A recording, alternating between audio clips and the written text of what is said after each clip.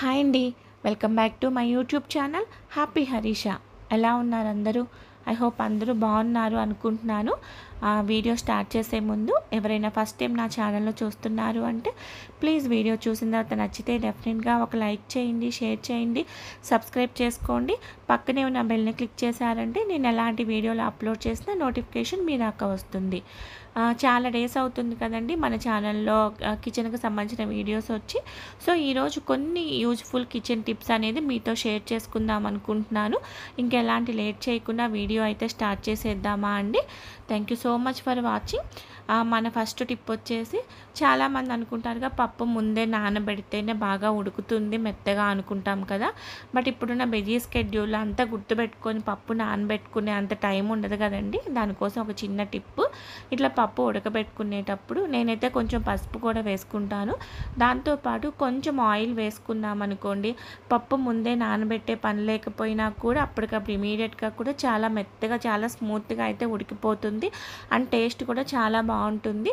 ఒకసారి అయితే ఇలా ట్రై చేసి చూడండి, మీకే డిఫరెన్స్ తెలుస్తుంది. ఓకేనా.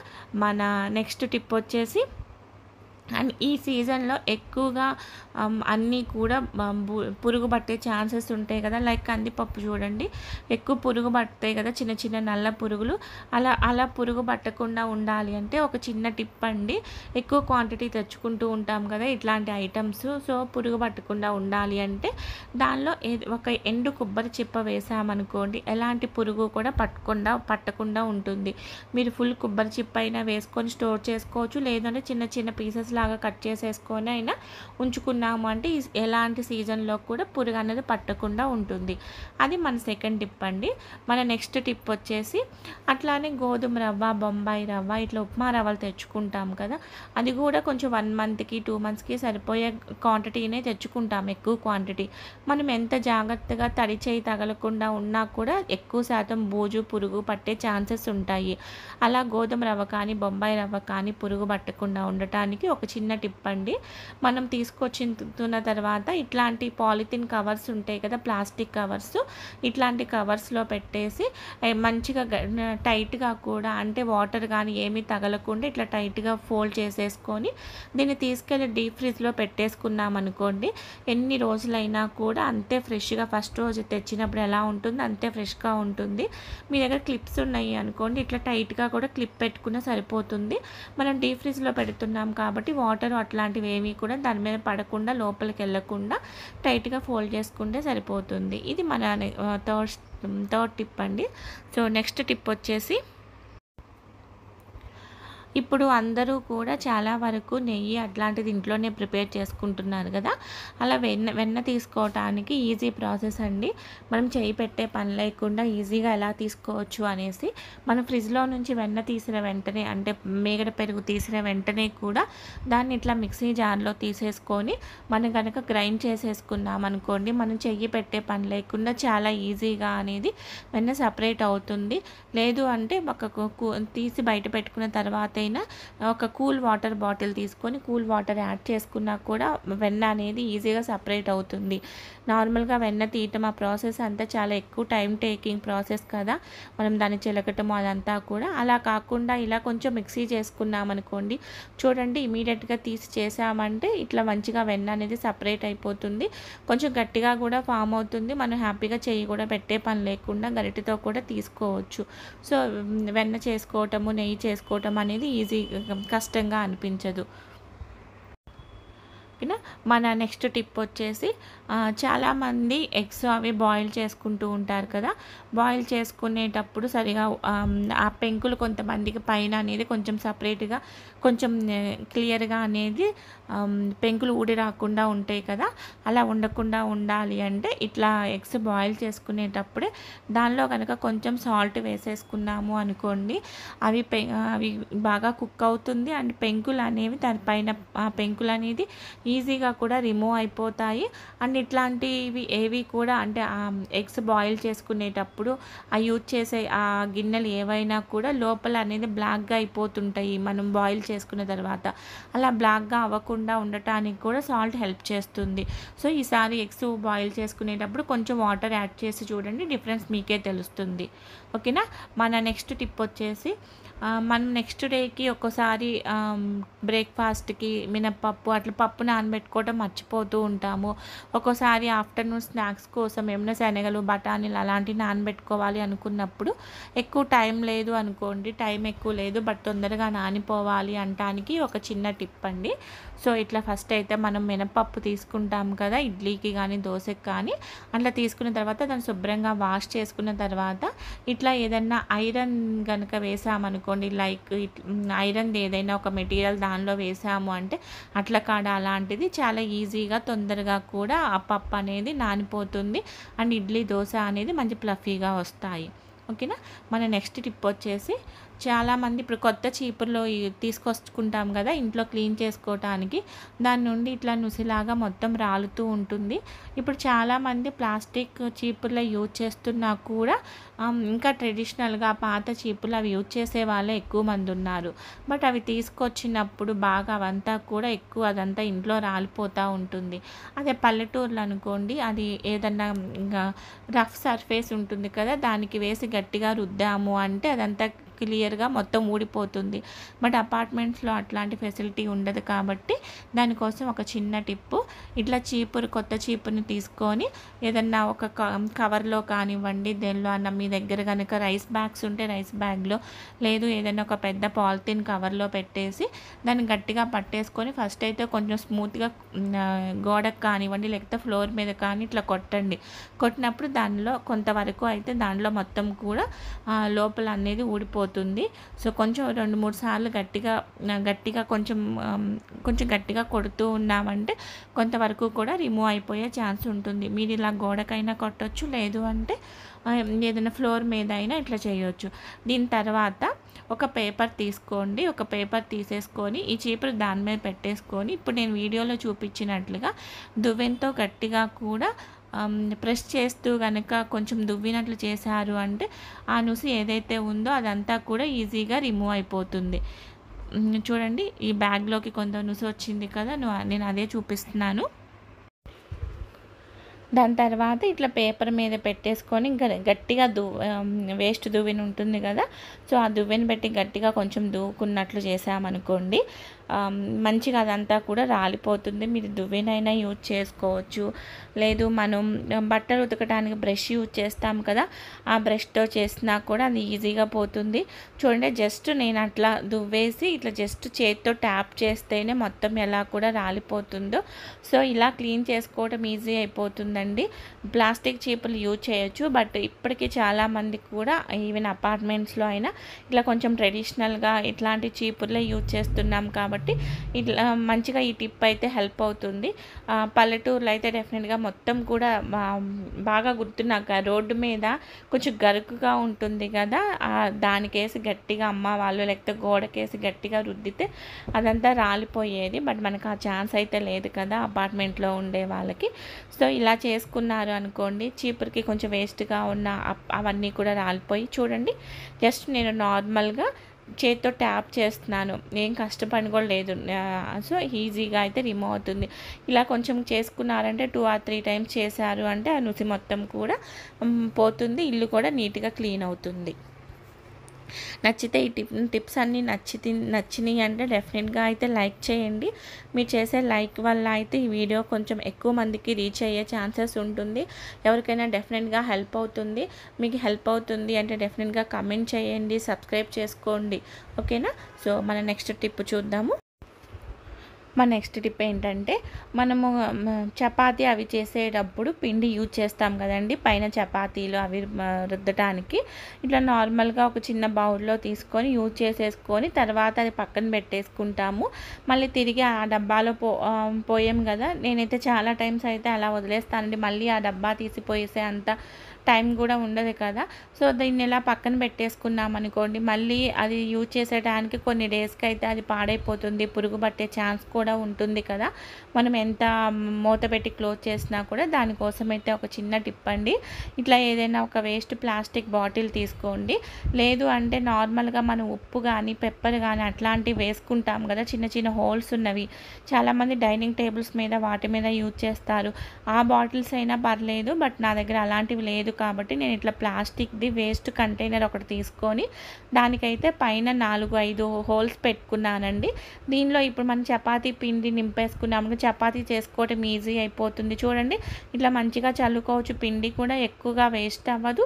ప్లస్ ఇవి కూడా యూజ్ చేసుకున్న తర్వాత పైన అట్లానే మూత ఉంటుంది కాబట్టి పిండి పాడైపోతుంది, పురుగు పడుతుంది అన్న భయం కూడా ఉండదు.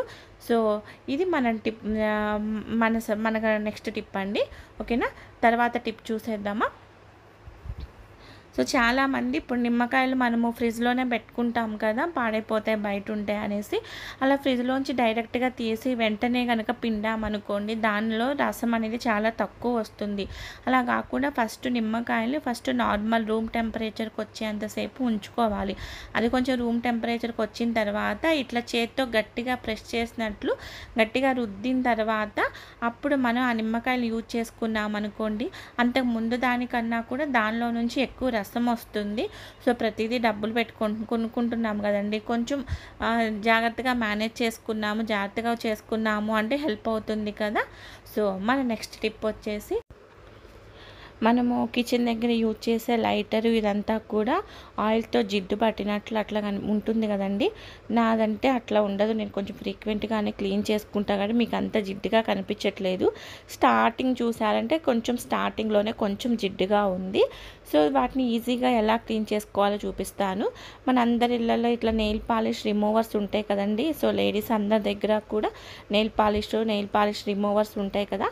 ఒక రిమూవర్ ఆ షీట్ తీసుకొని ఇలా మంచిగా రబ్ చేస్తూ తుడిచేసామనుకోండి, అంతా కూడా జిడ్డు ఏదైతే ఉందో అదంతా కూడా ఈజీగా రిమూవ్ అయిపోతుంది. సో నార్మల్గా జిడ్డు అదంతా రిమూవ్ చేయాలంటే కష్టము, దీన్ని ప్లస్ వాటర్తో కూడా కడగలేము కదా. సో అది మళ్ళీ పనిచేయదు వాటర్తో కడిగితే. సో ఇట్లా ఈజీగా క్లీన్ చేసుకోవచ్చు. అండ్ ఇదే కాకుండా స్టవ్ కానివ్వండి, లేకపోతే మన దగ్గర మిక్సీలు, గ్రైండర్లు, కుక్కర్ ఇట్లాంటివి ఉంటాయి కదా. సో ఇలాంటి ఎలక్ట్రిక్ ఐటమ్స్ కూడా కొంచెం ఫ్రీక్వెంట్గా క్లీన్ చేసుకుంటూ ఉన్నామనుకోండి, క్లీన్ చేసుకుంటే కొంచెం ఎక్కువ రోజులు కొత్త వాటిలాగా ఉండే ఛాన్స్ ఉంటుంది. అండ్ మనం చాలాసార్లు చూస్తున్నాం కదా, ఆరోగ్యమే మహాభాగ్యము అనేసి. సో ఇప్పుడు డబ్బులు పెట్టి కొనుక్కుంటున్నా కూడా దొరికేలాగా లేదు కొన్నిసార్లు అయితే హెల్త్. సో కొంచెం హెల్తీగా ఉండటానికి ఏంటి అంటే కిచెనే కదా. సో కిచెన్ అనేది కొంచెం కొన్ని టిప్స్ ఫాలో అవుతున్నాము అంటే చూడటానికి కూడా కిచెన్ అందంగా ఉంటుంది, అండ్ హైజీనిక్గా ఉంటుంది, దాంతోపాటు మంచిగా హెల్త్ కూడా ఉంటుంది. సో దానికోసం అయితే కొంచెం టైం తీసుకొని అయితే కొంచెం వీక్లీ వన్స్ అయినా కూడా ఇట్లా చిన్న పనులు చేసుకుంటూ ఉన్నామనుకోండి, తర్వాత ఈజీగా అయిపోతుంది. అండ్ దాంతోపాటు స్విచ్ బోర్డ్ క్లీన్ చేయడానికి కూడా చాలా హెల్ప్ అవుతుంది. చూడండి నెయిల్ పాలిష్ రిమూవర్తో స్విచ్ బోర్డ్స్ అనేది చాలా ఈజీగా క్లీన్ అవుతాయి. మనం ఎక్కువగా యూజ్ చేస్తూ ఉంటాం, చేయి తగులుతూ ఉంటుంది కదా స్విచ్ బోర్డ్ దగ్గర, అందుకే నల్లగా అయిపోయే ఛాన్సెస్ ఎక్కువ ఉంటాయి. ఇట్లా ఒక్కసారి ఖాళీ ఉన్నప్పుడు మొత్తం ఇంట్లో స్విచ్ బోర్డ్స్ అన్నిటి కూడా నీట్గా క్లీన్ చేసుకున్నామనుకోండి, చాలా కొత్త వాటిగా కనిపిస్తాయి. ఓకేనా. సో మన నెక్స్ట్ టిప్ వచ్చేసి మనం ఎక్కువ గోధుమ పిండి అదైతే మేము ఒకేసారి 5 kgs అట్లా తెచ్చుకుంటామండి. మాకు అదే ఒక 2-3 months వస్తుంది. సో అన్ని రోజులు కూడా ఎట్లాంటి పురుగు పట్టకుండా కొంచెం ఫ్రెష్గా ఉండాలి, గోధుమ పిండి పాడవకుండా ఉండాలి కదా. సో అలా ఉండటం కోసం అయితే ఒక చిన్న టిప్పు. సో ఇట్లాంటి ఎయిర్ టైట్ కంటైనర్లో తీసుకొని మనం ఎలాంటి తడి చెయ్యి తగలనివ్వకుండా ఉండాలి. అండ్ దాంతోపాటు దానిలోకి బిర్యానీ ఆకు ఉంటుంది కదా, మనం బిర్యానీలోకి యూజ్ చేస్తాము. ఆకులు కనుక కొంచెం యాడ్ చేసుకున్నామనుకోండి, ఒక 1-2 ఆకులు కనుక గోధుమ పిండిలో యాడ్ చేసుకున్నామంటే అవి ఎన్ని డేస్ అయినా 2-3 months అయినా కూడా ఆ గోధుమ పిండి అనేది అంతే ఫ్రెష్గా ఎట్లాంటి పురుగు పట్టకుండా కూడా శుభ్రంగా ఉంటుంది. ఓకేనా. మన నెక్స్ట్ టిప్ వచ్చేసి చపాతీలు చేయటం అన్నది కూడా చాలా పెద్ద ప్రాసెస్ లాగా ఫీల్ అవుతూ ఉంటాము, ఆ పిండి కలపటము ఇవంతా కూడా. సో అలా కాకుండా చపాతీలు ఈజీగా చేసుకోవటం, దాంతోపాటు టేస్టీగా అండ్ స్మూత్గా చేసుకోవటం, మెత్తగా. అది టైం గడిచే కొద్దీ కూడా కొంతమంది దగ్గర చపాతీలు చూస్తే అది గట్టిగా రొట్టె ముక్కల్లాగా తయారవుతాయి కదా, అలా కాకుండా ఎప్పుడు ఫ్రెష్గా మెత్తగా ఉండాలి అంటే ఇట్లా మీరు చపాతీలు కలిపేటప్పుడే దానిలో కొంచెం గోరువెచ్చని పాలు యాడ్ చేసుకున్నారు అనుకోండి, చపాతీలు చాలా స్మూత్గా ఉంటాయి. ఈవెన్ నేనైతే ఆయిల్ కొంచెం కూడా యాడ్ చేయనండి. ఆయిల్ యాడ్ చేయకుండా ఉన్నా కూడా అది మార్నింగ్ నుంచి ఈవినింగ్ వరకు కూడా చపాతీలు అంతే ఫ్రెష్గా మెత్తగా ఉంటాయి. అండ్ చపాతీలు కలుపుకోవటానికి ఒక చిన్న టెక్నిక్, ఇట్లా మిక్సీ జార్లో కలుపుకున్నాం అనుకోండి చాలా ఈజీగా అయిపోతుంది. మనం ఎంత క్వాంటిటీ అయితే పిండి తీసుకున్నామో దానిలో సగం క్వాంటిటీ వాటర్ తీసుకున్నాం అనుకోండి, అంటే 2 కప్పుల పిండికి 1 కప్పు వాటర్ తీసుకొని కనుక 1-2 నిమిషాలు అట్లా గట్టిగా బ్లెండ్ చేసామనుకోండి, చాలా ఈజీగా అయితే మన చేతులకు పెద్ద పనేం లేకుండా చపాతీ పిండి అయితే ఈజీగా కలుపుకోవచ్చు. చూడండి, నేను మొత్తం కూడా ఒకేసారి అవ్వకపోతే నేను 2 టైమ్స్ లాగా చేసుకొని పిండి అయితే కలిపేసుకున్నాను. పెద్దగా ఇప్పుడే మనం చేతులతో గట్టిగా పిసికి అట్లా చేసి కలపక్కర్లేదు, చాలా ఈజీగా తొందరగా అయిపోతుంది.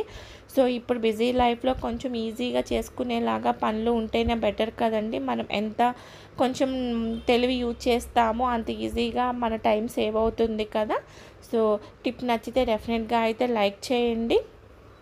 మన నెక్స్ట్ టిప్ వచ్చేసి, ఈ సీజన్లో ఎక్కువగా కూడా చిన్న చిన్న పురుగులు, ఈగలు అట్లాంటి కిచెన్లో ఎక్కువ కనిపిస్తూ ఉంటాయి కదా.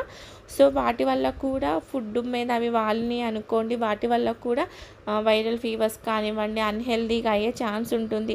అలా కాకుండా కొంచెం మనం వీక్లీ వన్స్ కానీ లేకపోతే వీక్కి ట్వైస్ కానివ్వండి, మనం కౌంటర్ టాప్ కానివ్వండి, స్టవ్ కానివ్వండి, ఇట్లా కొంచెం పసుపు వేసి వాటర్ యాడ్ చేసేసుకొని మొత్తం క్లీన్గా వాష్ చేసేసుకున్నాం అనుకోండి, నీట్గా కడుక్కున్నాము అంటే పసుపు అనేది యాంటీబయాటిక్ కాబట్టి ఏమైనా చిన్న చిన్న జెమ్స్ లాంటివి ఉన్నా కూడా రిమూవ్ అయిపోతుంది. అండ్ అట్లాంటివి ఈగలు, దోమలు అట్లాంటివి రాకుండా, మెయిన్గా చిన్న చిన్న పురుగులు లాంటివి వస్తుంటాయి ఈ సీజన్లో కిచెన్లో, అలాంటివి ఏమీ రాకుండా కూడా హెల్తీగా ఉంటుంది. సో కిచెన్ కౌంటర్ టాప్ కడుక్కునేటప్పుడు నెక్స్ట్ ఈ టిప్ అయితే ఫాలో అవ్వండి, డెఫినెట్గా డిఫరెన్స్ మీకు తెలుస్తుంది. ఎలా ఉంది అన్నది కూడా నా కమెంట్ సెక్షన్లో చెప్పండి ట్రై చేసిన తర్వాత, ఓకేనా. మన నెక్స్ట్ టిప్ వచ్చేసి, మనం డైలీ చాలా వర్క్స్ చేస్తూ ఉంటాం కదండి. సో కొన్నిసార్లు మర్చిపోతుంటాము. కిచెన్లో ఏదైనా ఐటెం అయిపోయింది అనుకోండి, నెక్స్ట్ టైం షాప్కి వెళ్ళినప్పుడు తెచ్చుకుందాము అనుకుంటాము. బట్ నెక్స్ట్ టైం షాప్కి వెళ్ళినప్పుడు మేబీ ఒక్కోసారి అది గుర్తుండకపోవచ్చు. సో హడావుడైపోతుంది తర్వాత వంట చేసుకునేటప్పుడు. అలా కాకుండా కిచెన్లో ఇట్లాంటి బుక్ పెట్టుకున్నాం అనుకోండి, స్టిక్కీ పేపర్స్ దొరుకుతాయి మనకి. ఆ పేపర్స్ తెచ్చుకొని మన దగ్గర బుక్, పెన్ను మన కిచెన్లోనే పెట్టుకున్నాం అనుకోండి, ఏదైనా ఐటెం అయిపోగానే ఆ పేపర్ ఒకటి మనం అక్కడ పేస్ట్ చేసేసుకొని అలా స్టిక్ చేసుకోవచ్చు ఈజీగా. దాని మీద నోట్ చేసుకున్నాము అంటే అలా మనకి ఈజీగా గుర్తుండిపోతుంది. ఎక్కువ టైం చూస్తూ ఉంటాం కాబట్టి ఈజీగా గుర్తుండిపోతుంటుంది, ఓకేనా. సో అలా మన పనులు మేనేజ్ చేసుకోవచ్చు. సో ఇవండి కొన్ని యూస్ఫుల్ కిచెన్ టిప్స్. మేబీ మీకు ఏదో ఒకటి హెల్ప్ అవుతుందని అనుకుంటున్నాను. హెల్ప్ అయితే మాత్రం డెఫినెట్గా నా వీడియోకి లైక్ చేయండి, షేర్ చేయండి, సబ్స్క్రైబ్ చేసుకోండి, సపోర్ట్ చేయండి. మీరు ఇచ్చే లైక్ వల్ల నాకు ఇంకా కొంచెం బూస్టప్ లాగా ఉంటుంది మంచి మంచి వీడియోస్ చేయటానికి. ఎలా ఉంది అన్నది అయితే కమెంట్ సెక్షన్లో చెప్పండి. మీరు ఇచ్చే లైకుల వల్ల ఇది ఎంతమందికి రీచ్ అవుతుందో చూస్తాము. ఇంకొక మంచి యూస్ఫుల్ వీడియోతో మళ్ళీ కలుస్తానండి. అప్పటి వరకు take care, bye. Thank you so much for watching.